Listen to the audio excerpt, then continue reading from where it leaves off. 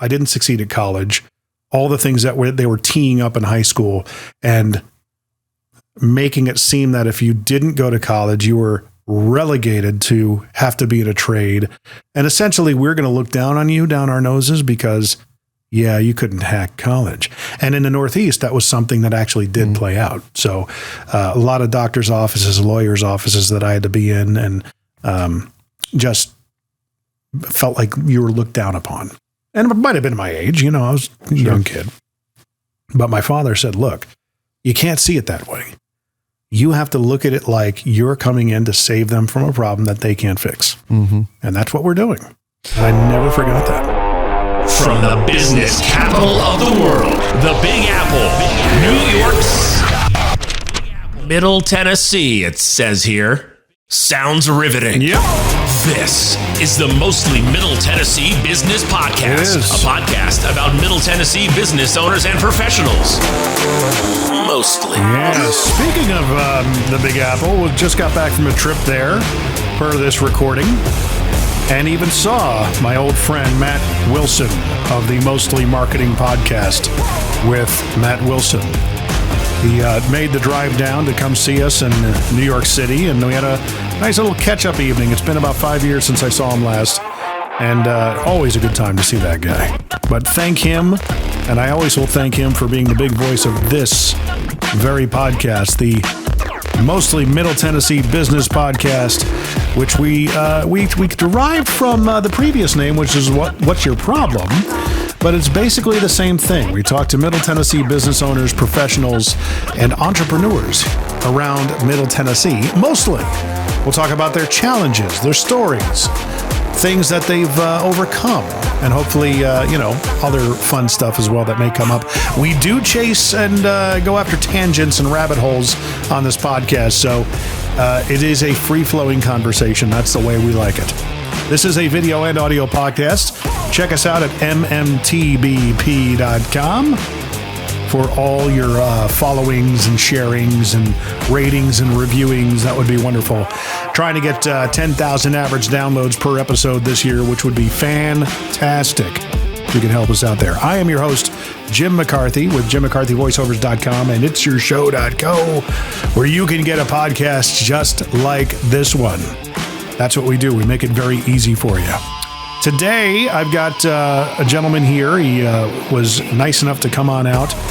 He's in a trade, and I'm always intrigued by talking to tradespeople, especially business owners who are in the trade space, because there's a lot of opportunity here in Middle Tennessee for tradesmen, tradeswomen, tradespeople.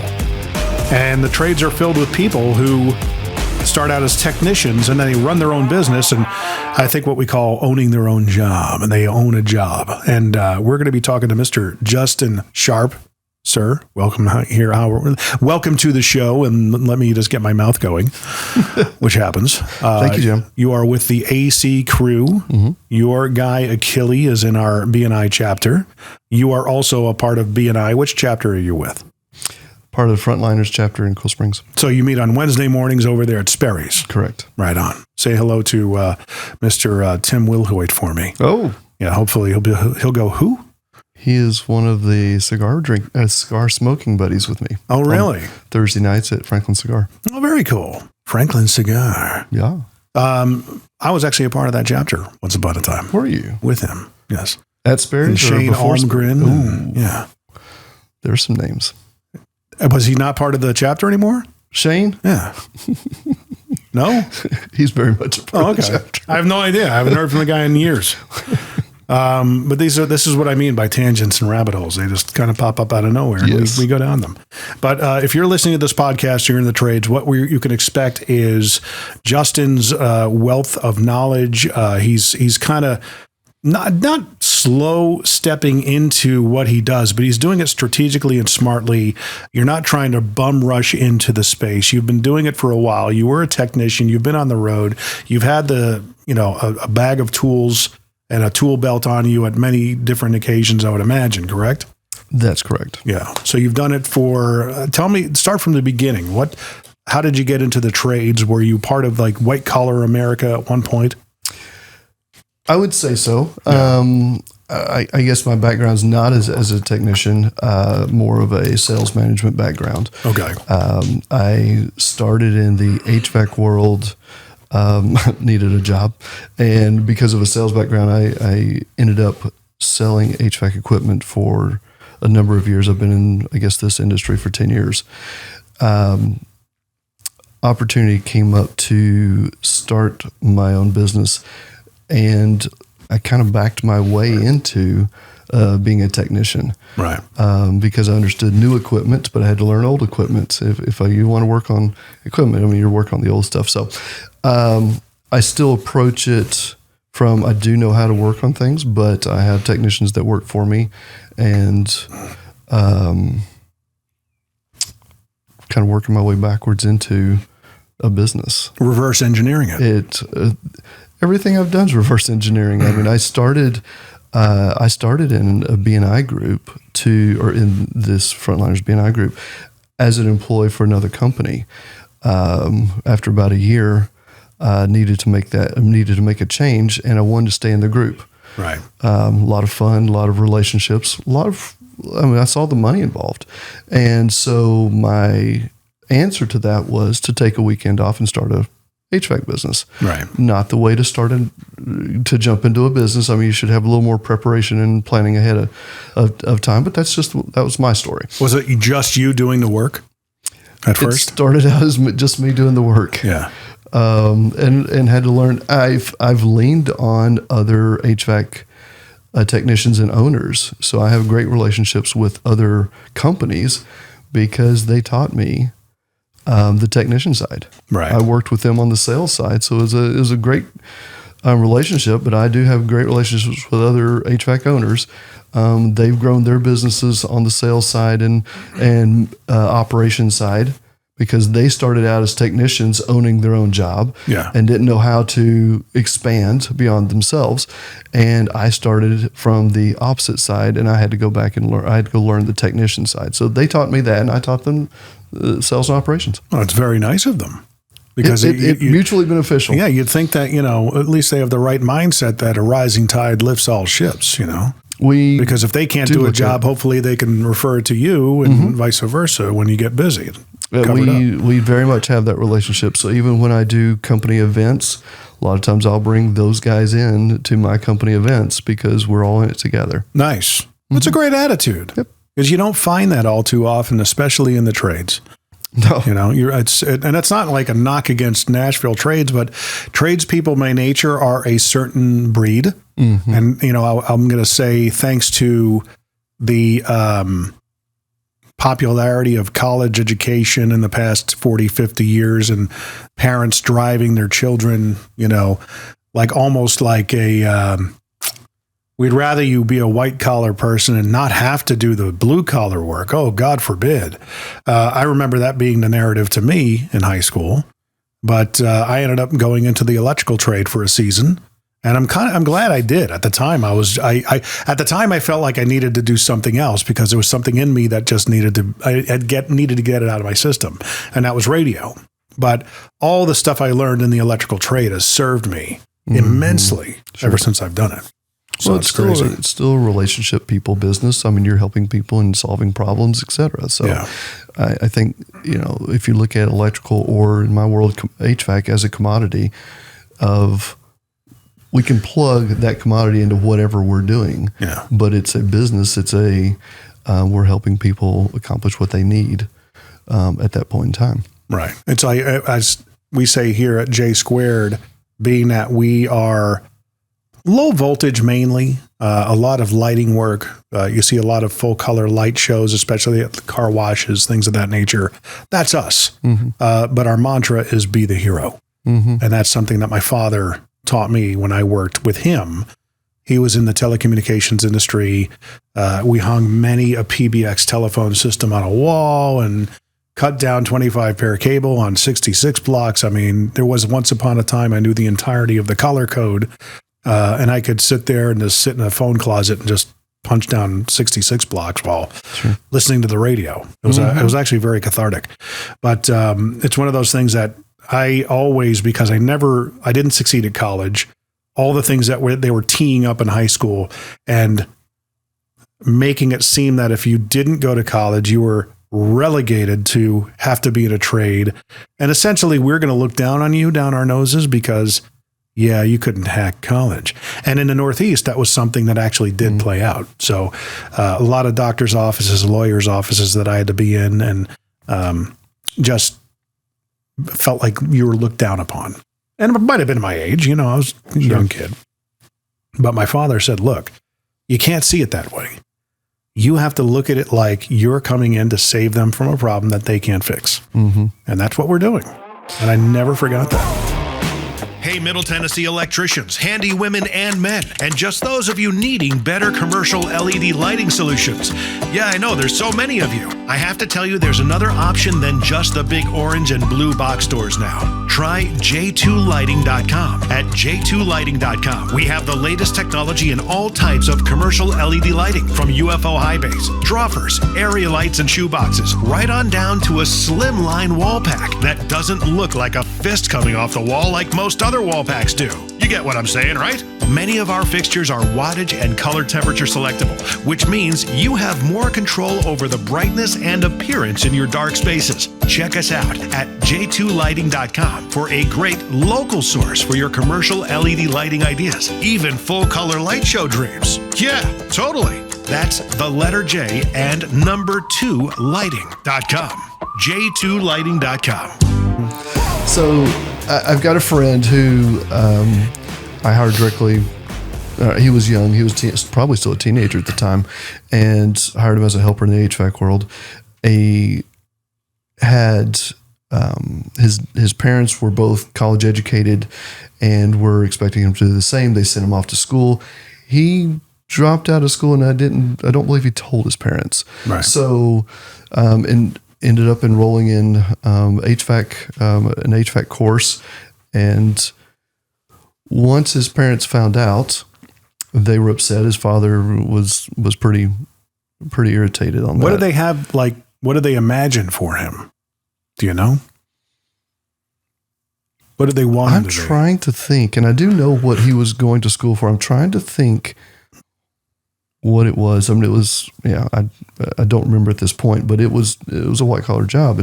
And so his comment to his father was that, all his friends would, when they graduated in 4 years, they'd be, saddled with student loan debt, tens of thousands of dollars, if not more.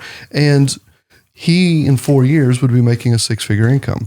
And his dad was like, okay, that makes more sense. Yeah. And he loves what he does. And so to me that plays an important part of it, and he has gone on, he's, become successful in what he does. He's made it.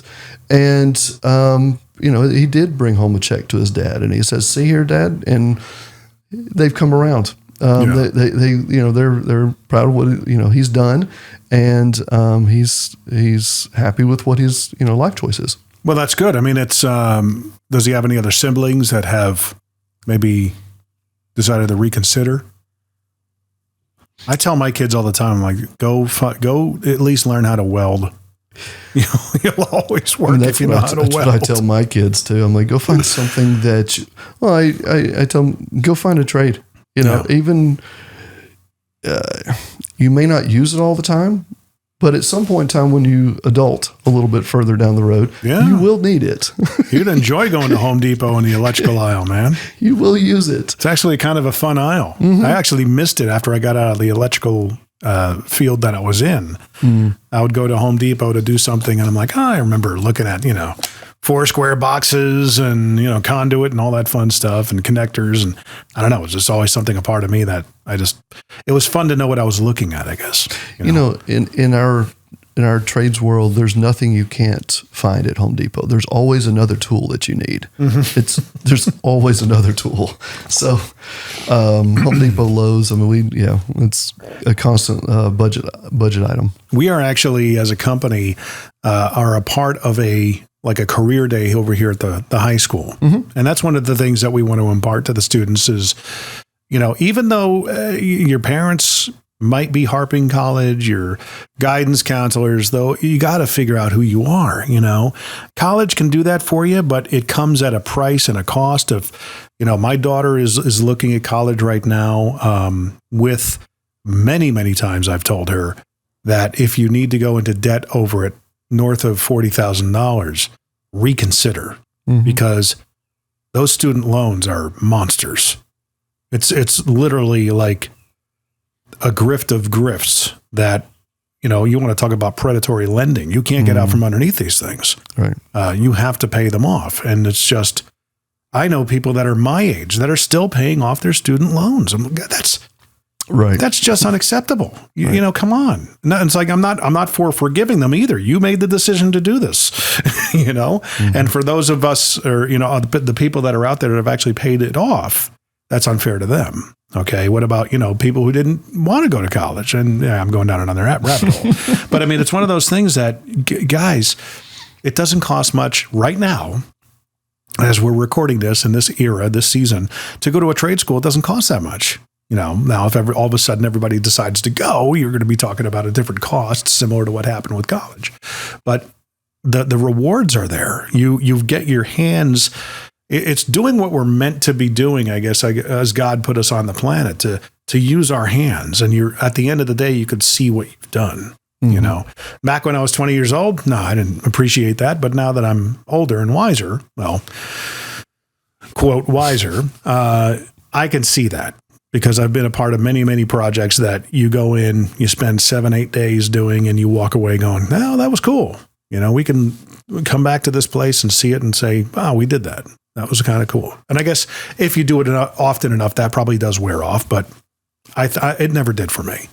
I don't think if you truly appreciate people or want to be involved in that relationship business, anytime you help people, it's impactful, and you walk away, and whether it's electrical and you help somebody figure it out, or you help somebody not burn their house down because they wired it wrong or something of that nature. Same thing with us, and providing heat or AC in the summer or whatever. You guys especially, you are like, you might as well just buy ambulances for those who run out of heat or AC when they need it.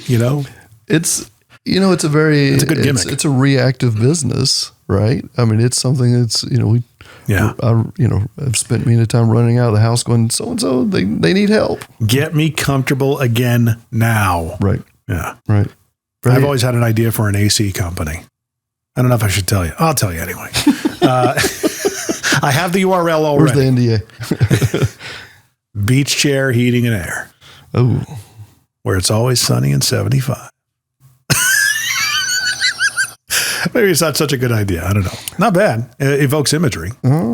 Because, evokes a story I could tell. It's comfort. You're selling comfort from, the point where you call us. It's going to be a comfortable conversation. The way we price things is going to be comfortable for you, as comfortable as we can make it. You're going to feel comfortable when we're in your house doing the work. And by the time we're done, you're going to be back to the level of comfort you want.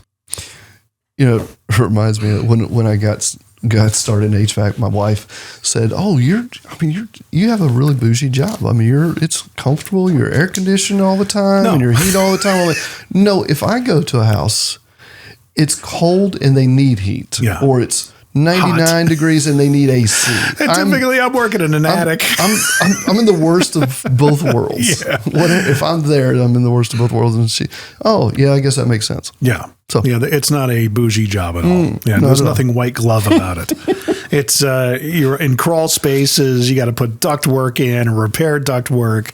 You're either outside. I had our heat pump replaced several years ago, and a buddy of mine did it. And I did not envy him. The dude he brought his own fan to blow up into the attic stairs, just to keep himself cool. We do a lot of those. And his gimmick is that he wears Hawaiian shirts. That's his thing. And it's a good gimmick. But he's probably got 4 or 5 Hawaiian shirts on hangers in his truck. Absolutely. Yeah, because every single one of them gets soaked. That's what, we look at a day and it's either a 4-shirt day, a 5-shirt day. That tells us what kind of day it was. And it's not because it's dirty, it's because it's wet, soaking wet. Well, what I can appreciate about you guys is that you've got Achille, who is in our chapter, and he's an amazing kid, young man, I'll say. He's just a great guy. He's done some work here for us. He's done work for John, my partner, as you know. And he basically, you've also had Ian that was in that position, but he was taking some time away from, I guess, his first love and passion being out on the road doing sound for bands. But he was good at it too. He was just a good dude. And in this business, in the trades, when we did it with a previous company doing electrical work, it took us about 15 to 20 people to find the one. Is that about the same ratio for you? Because you seem to have a knack to find good people. No. Thankfully, I've been very blessed to just have guys find me. Right. Now, I'll tell you about Achille. Actually, every one of them is, each of my employees have been recommended to me. Oh, really? Achille was wasn't he like a detailer or something, or he was into motorcycles? Oh, he's still in motorcycles. Yeah. Oh, he had him start talking. He loves them. But no, I had a guy that was in my B&I group that was a recruiter and called me one day and told me, he says, you need to hang up with me and answer the phone. This guy needs to, you need to talk to him. Mm-hmm. I'm at a trade school, and he's graduating HVAC, with the HVAC certificate, and you need to talk to him. And my background lends to, I've heard the stories over the years of not hiring guys out of trade schools because they're green and they need to relearn a lot of things and they need experience in the field. And so I was very hesitant. I'm like, Jamie, I really don't want to talk to him. I'm just being nice. And he goes, no, you need to talk to this guy. I said, okay. So I did and chatted with him for a little bit. And I said, well, let's meet up. I just see where this conversation goes a little bit. And so we did. And I said, so you've been going to trade school. You just graduated. What have you been doing in the meantime? How do you support yourself? I guess he was living on his own. How do you support yourself? Well, I work third shift. And I said, okay, you go to school Monday through Friday. I think it was 7 to 3. Mm-hmm. I said, so you work third shift? He goes, yeah, I go in at 7 p.m. and I get off at 2 or 3 a.m. 7 to 3 and 7 to 3, and there's not a lot of time on there. Split sleep schedule. I said, what do you do?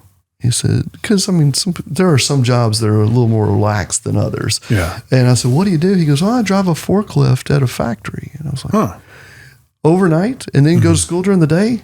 I said, how does that work for you? How long have you been doing that? He goes, a year. Wow. So it wasn't a short period of time.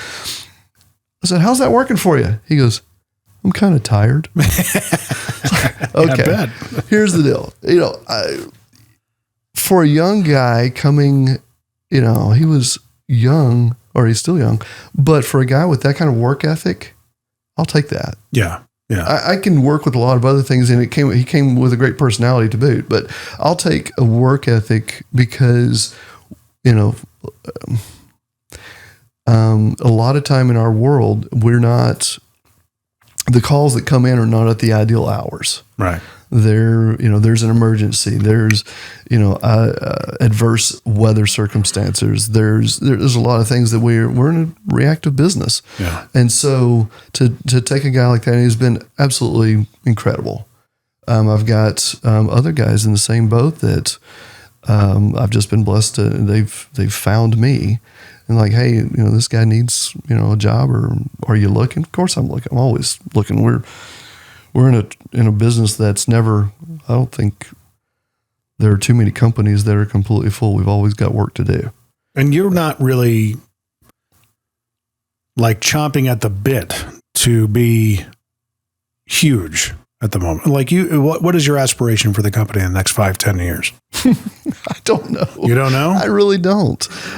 Because granted, I started it on a whim. Yeah. And I enjoy business. I mean, people are like, I get the question all the time, are you going to sell the business? I don't know. I'm having fun. Yeah. I enjoy kind of pouring into the guys' lives and finding out what they want to do. Right. And, I've got some guys that they have aspirations to build their own HVAC business. I know that. They've told me. I asked those questions. And so my goal is to help them achieve their goals. Because you're not going to stop them. You might as well at least keep those relationships. I don't want to stop them. I want them to chase their passion and goals and dreams. That's big of you, man. I've been given that opportunity as well. And so that every day is a new adventure. We have fun. And I find when I ask those questions that we're a team. Yeah. And we choose to, that door has been open to where I can ask a lot of other questions and help them succeed in what they want to do. It's a different culture today. Young people, that whether they forego college or whether they choose that and then choose to get into trades, et cetera. The days of which we work 24/7, people don't want to do that anymore. People don't. I still feel like I'm doing it. And I do, and I feel like I am too, to a point. But it's because I love it. It's because I choose that. Right. It doesn't feel like work. There's a lot of, I know that in the trades world that it's been one of those things where people expect that. And I've done that before. I mean, I've broken down before just going, I can't deal with this anymore. I can't, I've got a family. I've got other things I want to choose to do. And I'm on call 24/7. And I just, I've spent many a Christmas Day or a New Year's Day driving a company vehicle to a family get together because I was on call. And, it was just one of those things that was never, my kids just always knew dad's on call. Yeah. And so I don't want that out of my employees. I mean, to the point that we don't do on call. When they go home at the end of the day, they're off. They're off. And, weekends, we try to really make stress that they can choose to chase their hobbies, their goals, their dreams. If they want to go run the motorcycle on the weekend, go for it. I don't care. Yeah. Do something, because the longevity in this business, I want them to enjoy being an HVAC technician. And not, life is stressful enough not to make more of it. Well, there's a lot of guys in the business. It's almost similar to the car business where they'll come into an organization and there's a cycle of brokenness that happens from the management on down. They're kind of hazed. There's a little bit of, character building, if you will. That happened all the time in the car business, because the salespeople typically would be, if you knew it was a dealership that had a revolving door, and there were the big dealerships here that would have 30, 40, 50 salespeople. They call it flooding the floor. And what they're relying on is we don't have to pay it all that much. We just need a warm body to take all the customers we're getting. And hey, if you get a sale, great, we'll pay you $100 because we're going to discount the car. It wasn't a good culture builder kind of thing. And of course, when the salesperson would come up to the desk to get some help, get the numbers, so to speak, it's like they're being browbeaten. They're being browbeaten by their managers. They're being browbeaten by the customers. So it's a no-win situation for the poor salesperson. There's no culture building. There is culture building, but it's not healthy. You get that a lot still in the trades because a lot of these guys, when they work their way up the chain, or the ladder, so to speak, they don't break the cycle. Well, hey, now I get to do what was done to me. Onto some other poor, unsuspecting soul, instead of thinking to himself, well, why don't I be the one that breaks the cycle? Sure. I don't know if that was your experience getting into HVAC and, being a technician at one point. But obviously I commend you for breaking that cycle. Building that healthy culture is huge. It's massive. I think part of what drives me is I come from outside of the HVAC world. Right. And so, I approach things a lot of times as a homeowner rather than an HVAC person. And so when there's things that other companies do because they've always done the same way and they were taught before, I don't look at it like that. I literally question, I mean, I was trained as a sales guy, and even to this day, I would rather not sell new equipment. Right. And my guys know that, and I've taught them, let's figure out how to fix equipment. And there's a point in time where mechanical, there's that balance point where it makes more sense to change over to new equipment. But there's a lot of companies out there that would just rather sell new equipment. Yeah. And even though I'm a sales guy that has sold new equipment for years, I look at it like, but is that what's needed? Yeah. And, to the point that, that they hear me talk about it all the time. And the phrase that this sales guy can sell ice to an Eskimo. Yeah. I'm like, I really dislike that phrase, and commented on many times with different sales guys. I dislike the phrase because does the Eskimo need ice? Right. The Eskimo doesn't need ice, needs a fur coat or whatever you want, a blanket or something. That's what they need. That's not a salesperson. That's a schemer. That is. Yeah. Sell them something that they be a partner in what they're doing or what they need. And that builds long-term relationships. Because ultimately they're going to remember you for selling them something they didn't need. I want to be a partner with their needs. Yeah. And I do think that, I think part of it, a lot of the culture, what we do is B&I related. Yeah. We, in Givers Gain and just the relationship long-term building. I do have my technicians in B&I groups. I think that it's important for them to, it develops people skills. Yeah. They take ownership of, their clientele. Because they're the ones getting the referrals, and they're doing the FaceTiming. They're doing the FaceTiming. Yeah. It really takes almost me out of it because they think Akili. I've had plenty of times where they think Akili owns the business, and when I call that I'm his employee, and I'm like, no, sometimes I correct them, and sometimes I don't correct them. It doesn't matter to me, but it's nice knowing that we build things long term or build those relationships long term versus transactional. Right. Well, I mean, the relational approach these days, there are so many people out on social media, gurus, personal brand, people that are trying to be influencers, social media thought leaders, things of that nature in the business space. And so many of them are what I call bropreneurs, entrepreneur bros, like fraternity style sales tactics that appeal to a certain demographic, a certain age group, promising, wild success and money in a short amount of time, that kind of thing.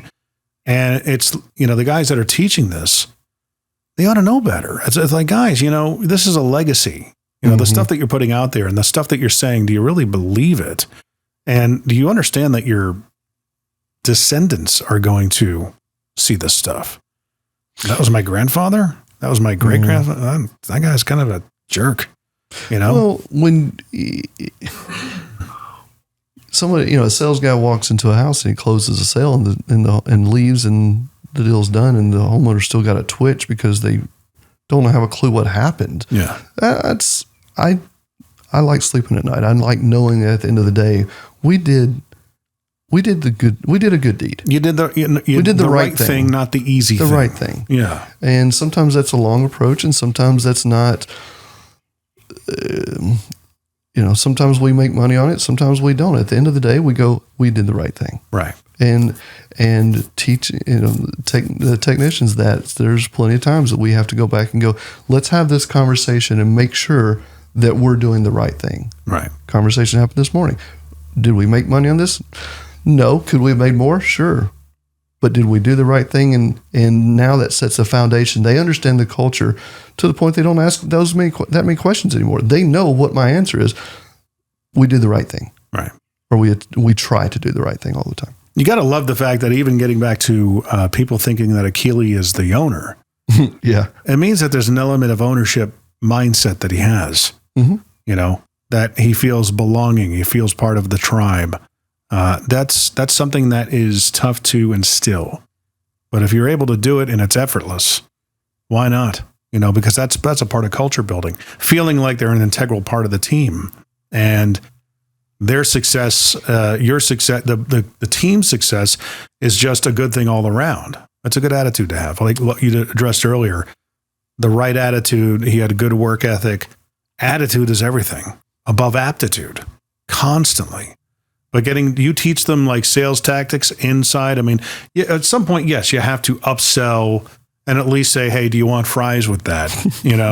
Is that something you guys do? And be like, hey, do you want me to look at other things while I'm here? That kind of thing you let the customer voice it first? It's something that I enjoy sales. Yeah. The psychology of sales is really fun. Not that we're trying to get one over on somebody or that approach of it, but really finding out, really asking the right questions. Yeah. Really getting down to what somebody needs and what they want and what they're trying to achieve. And, you walk into a house and you ask them, are you planning on staying here for 20 years? If you don't ask if somebody's moving, because in this day and time, people change houses a lot. Yeah. They may be looking to move next year. Well, what their return on investment over 1 year versus the 20-year approach to a house, those are totally different. It's night and day, different systems, if you will. Yeah. And so we have to ask the right questions, and that's a big thing when they're in a house. We ask those questions. We ask, part of it is being curious, asking questions. How is it comfortable? If houses aren't comfortable, what did we achieve? Yeah. That's the goal of air conditioning. If somebody's not comfortable in their house, there's 75, and you said 75, and my immediate response was, is that the perfect temperature? I wanted to be a smart aleck about that. But that's anyway, fine. Because everybody's got a different answer to that question. I'm going by the song, the country song, Sunny and 75. Coming out of sales, and I wanted to do, I guess I wanted to do the sales, but each of the guys have come to me, and said, hey, I'd really like to expand and do some, learn sales. Yeah. And so we're working through that, and they're working at different, they're at different paces of that process. So I'm teaching that. It's so fun. Yeah. We empower all our people here that one of our core values is everybody's a salesperson. And if you bring a deal to the table, you work the deal, you get our help closing or whatever, they will get a commission on it. Sure. So, everybody's empowered to do that. Mm-hmm. That's what we believe.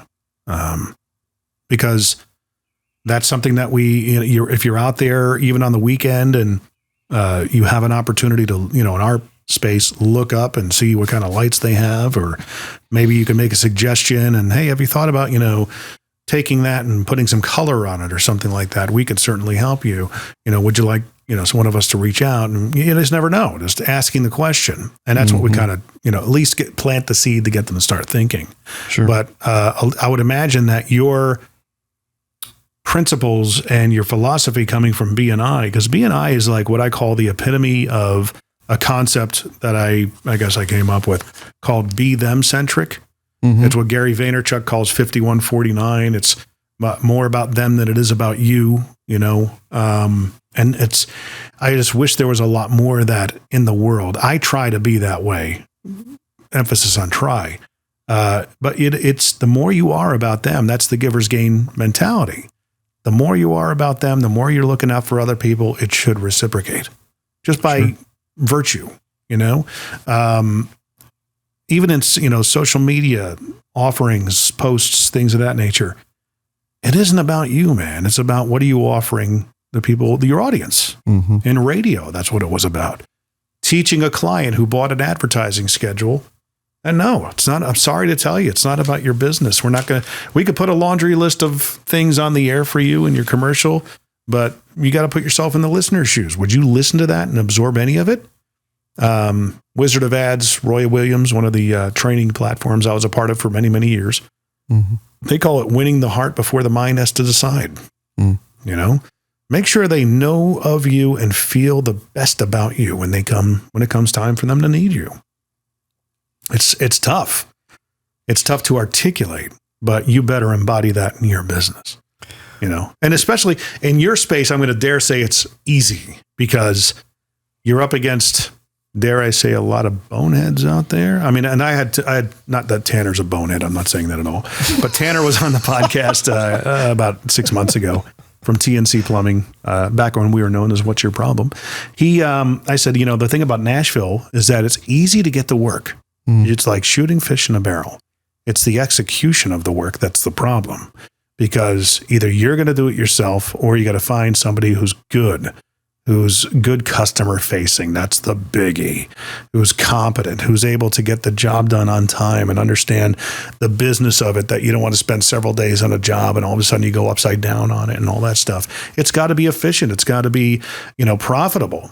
Profit is what makes the world go around. That's what keeps your business sustained.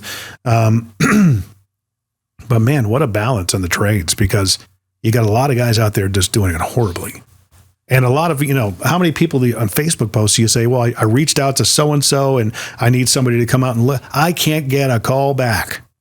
How many times have you heard that? We hear it all the day. Right. All the time. And it's like, guys, if you're in a trade space, this is not going to be a peacetime economy for always. No. It turns wartime occasionally.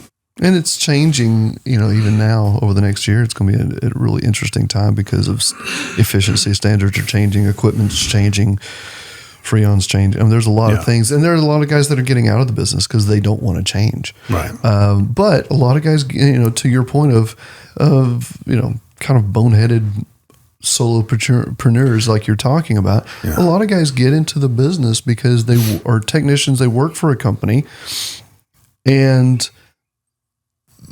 they go out on their own because they understand the technical side of it, but they also see the money aspect of it. They're like, oh, I can keep all the money for myself, right, and don't understand overhead, don't understand all the expenses that go into operating a business, and get overwhelmed. I mean, one of the things we talk about is, when you like join a B&I group is, when we go to interview trades guys, we tell them, go ahead and find your help. Go ahead and find more help, because we're fixing to overload you. If you do good work, then you need help. You'll be out of business before you know it if you're not careful, because you can't keep up. Right. And that's Nashville's one of those. There's a lot of trades guys in this area. A lot of need in this area. There's a bigger need for good tradespeople. Yeah. And unfortunately, we see a lot of people that are just in it for the short haul, If you're in a trade and you understand, you're listening to these episodes, we've even got another one. Actually, at this point of this recording, it should have already come out. It's with an electrician that came out from East Tennessee to be on the show. And we talked about this as well. In the trades, to your point with B&I, you're not wrong, man. We just had a guy apply to be in the electric chair in the group. And after he came here, I showed him our lights and stuff like that. He sat down, we talked. He's like, do I have to be there every week? I said, yeah, that's a requirement. That's you're paying for the membership. Mm-hmm. Think of it like a billboard. Mm-hmm. Okay. If you even get someone to sub for you, it's like having a quarter of a billboard, because they're not going to do the same kind of job you're going to do. If you're not there, your billboard's down. Nobody's talking about you. Nobody knows what you need. And I said, the trades are an easy referral. Everybody in that chapter can find you work. Everybody knows somebody who needs an electrician, a plumber, an HVAC guy at any given moment in their neighborhood, somebody they know on their local Facebook pages.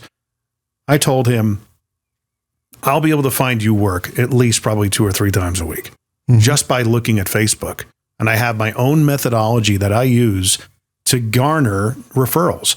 So those of you who are listening, B&I, you got to turn in a referral. You got to be at the meeting. You got to do a 1-to-1, which is meeting with somebody, one of the other members every week, and a CEU, at least a CEU a week. And then you're required to have a visitor per month. They call it the power of one. And the reason being is because that's how the group is accountable. That's how the group works. It's one of those things that that's what makes your investment pay off. Now, you're going to get some people that have not offshoot businesses, but you kind of have to wrap your head around what they're asking for. But man, the simpler the ask, the better you're going to do. That is the big secret to B&I. Always it will be, always has been. And it's because human nature. We want easy. Mm-hmm. We all know we have to pass a referral. That's why I get up every week and I ask people to follow the podcast, listen, share it out, give a rate, review, all that stuff. Even though I'm the podcast guy, I think I have a pretty easy ask for podcasts. Anybody, you listen to a podcast, you listen to the intro. Does it need help? If you have a personal connection with the host, introduce me. That would be great. Of course, somebody that everybody podcasts are hot right now. You should be able to throw a rock and find somebody who might be thinking about starting a podcast. Mm-hmm. I said, but the other thing, and I don't know if you've been to one of our meetings where I get up and do my commercial. I say, I am the easiest referral you will ever have. If you're struggling to find referrals to give, share the podcast up. Listen to an episode, share it on whatever social media is your thing. Just share it out. Give me a rate, give me a review, write a little blurb, and turn it in as a referral. I'm golden. I make it as easy as possible. Trades are the same way, in my opinion. Well, I'm not going to be not going to be at my B&I group tomorrow. I've got a sub. Hey, I'm going to be at your chapter. Yeah. But I've got a sub who's one of my clients. He's a realtor. I do a lot of work for him, and he understands the quality of work that we do. Yeah. So not only do I have a sub, but I have a testimonial of somebody who's going, this guy has done lots of work for us over the years, and here's the testimonial of what kind of work can they do. Right. So I think there's whether it's B&I, whether it's a networking group, whether it's, to me, I love the power of the relationship building aspect of it. I mean, we started 5 years ago, started the HVAC business 5 years ago. It's still the only marketing I do. Right. My bookkeeper's like, your marketing budget is 1%. Yeah, you should be like 10 or 15. Yes, I know. He told me that too, but it's literally one, and that's my dues, and that's my that's our social gathering budget. But that's good, But you're patient. Patient. It's providing what we need. Right.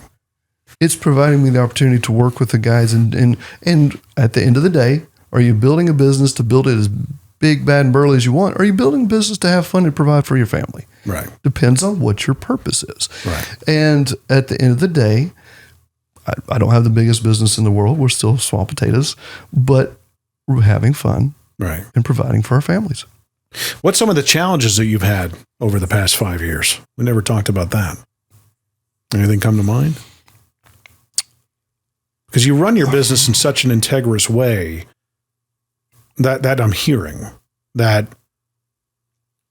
when you're doing it and you're on the up and up, you're doing things honestly, you should be able to, it should be relatively smooth sailing. It's only when you start misleading the customer or making promises and commitments to people that you can't live up to, that kind of thing, that's where you get in trouble, right? I think that the challenges are the same with probably any small business owner, mm-hmm. because I started out with me, myself, and I. All three of us were not on the same page. Right. And then you build in, you add employees, and I have found that I'm working, the transition from working in the business to working on the business is one that I still want to go back and work in the business. Right. It's also realizing that I am the chokehold in the business, so that, the decision-making process, I want to empower my guys to make decisions in the field, but a lot of it still comes back to me, and which is, that's the growing pains of a business. Any business. Take HVAC out of it and just put any business you want into it. Small business is one of those growing things, or one of those challenges where we, there's a lot of podcasts, there's a lot of books, there's a lot of seminars to go to. There's a lot of input that we can get that creates clutter, mm-hmm. in the mental space, and all of a sudden you can have so much call it knowledge constipation. Yeah. To where you're like, oh, I know all this stuff. How do I make it work? And I think that's, as far as the challenges, is just going, how do I make all this information, all this experience that I've had over the years? It's not the first business I've had, but I've had how do I take all this experience and knowledge and make it work for what I'm trying to accomplish? Right. Do I try to, we talked about HVAC, with other companies and what they've done, what they've always done. Am I trying to reinvent the wheel, or am I just trying to make do it better? Well, I guess the fundamentals and the systems, procedures are easily adaptable into that kind of a business. You're kind of standing on the shoulders of giants who have been down the road. Sure. In our business, what we do, not like it's specialized, but it's not, but we're still having to figure out the systems and processes, and we have a young staff, and getting them, a lot of them in their first job, and getting them to understand the notion and the virtue, the value of systems and processes. Right now, it's just kind of nebulous. There's a lot of we just need to get it done. Yeah, let's pull from here to, not that we're, robbing Peter to pay Paul or anything like that. Thankfully, we're not there. But it's more just in the resources and allocation of labor, which is something that we're just figuring it out. We're only 2 or 3 years into this particular business. We've done pretty decent since the beginning. Even in the podcasting space, doing what I'm doing, figuring out all the procedures. And I have the experience in radio that knows how to do this, but it's teaching that to the other people and coming up with those things. Well, you're the guy with the ideas. And then you're teaching people that may or may not have those ideas or experiences. Right. And so there's going to be that frustration. But, that's what drives us. Yeah. That's what excites us. I mean, if somebody's not excited about it, that just may not be their talent or desire or something of that nature. But I kind of geek out over the figure it out mentality. You like being in the mix of it every day. Unfortunately. Yeah. Sometimes unfortunately, sometimes fortunately. I mean, I do feel like it's still fun. Yeah. To figure it out. Well, you're also still in love with having a tool belt on, getting in the mix, doing that kind of thing. Yes, to a point. I've always had an issue with coaches who said, well, you need to find a way to work on your business and not in it. And I'm going, well, that's a great quotable quote.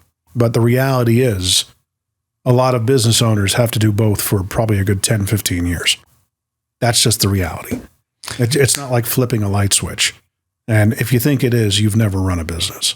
Or you at least were, with a business or part of a business that's already been established.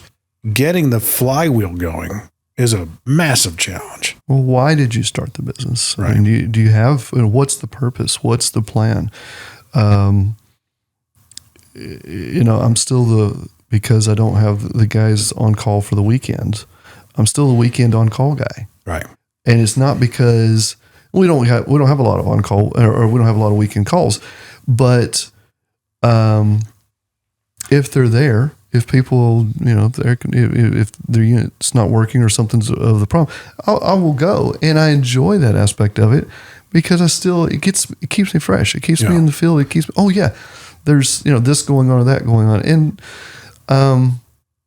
it's still people. There's a value to also knowing that you're asking your employees to do something that you know how to do. Mm-hmm. That's a big part of that culture too, and to know that you've been in their shoes. Well, there's sometimes I'm just like, hey, you know what? I'm older than all y'all, but I can still do it. Right.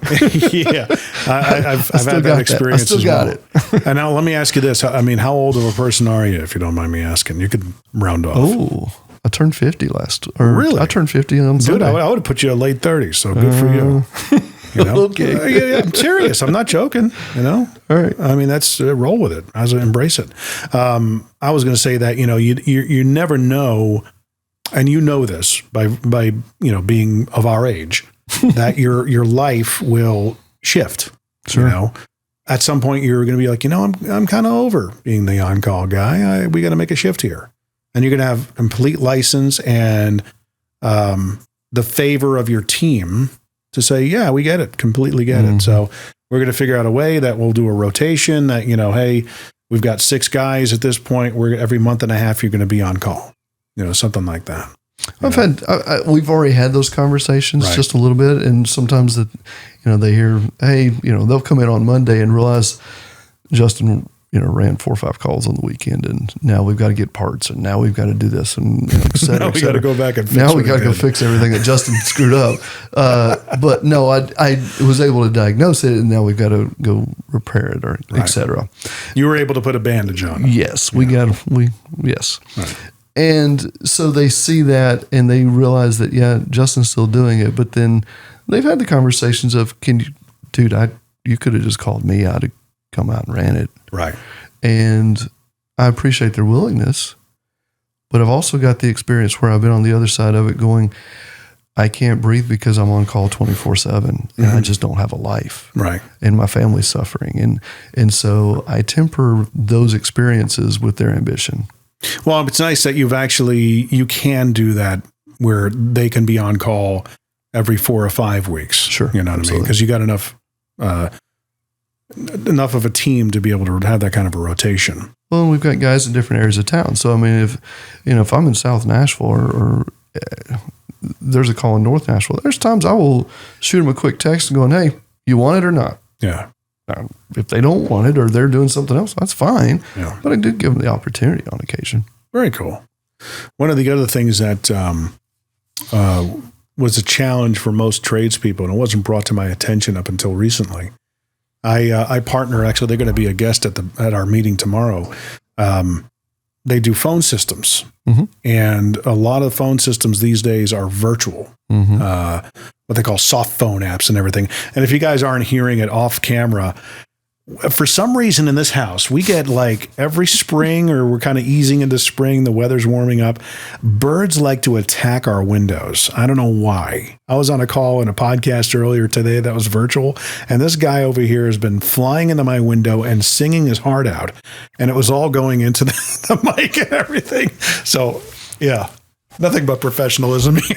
I hear him hit the window. Yeah, you hear it, right? Shiny. He's hilarious. Yeah.